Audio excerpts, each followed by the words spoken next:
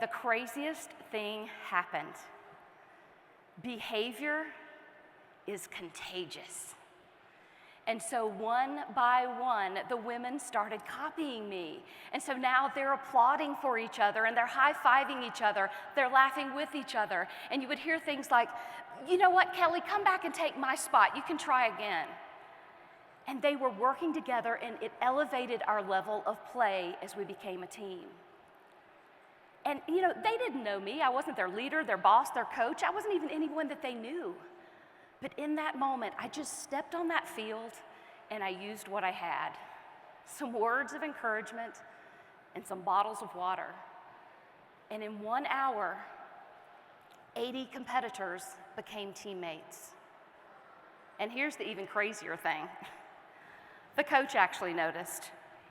The coach noticed, and he noticed that what I had was just as valuable as my gosh, Sasquatch's height and Brantley's reflexes and Kim's arms, that it was just as valuable, those words of encouragement, and just sharing that small gesture.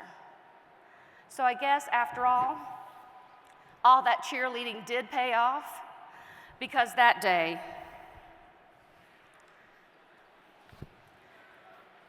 yeah, give it up. I became a football player, y'all. Yes. And without realizing it, what had happened is I had created cheer leadership.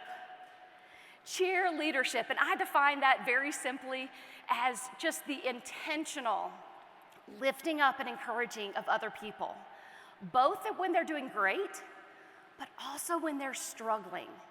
And that improves morale, it improves productivity, and ultimately profitability. So if one woman can do that in an hour, what could you do?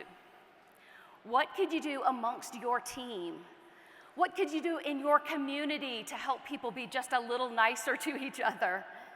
What could you do with the people that you work with, the vendors and the suppliers that support you, by just being intentional?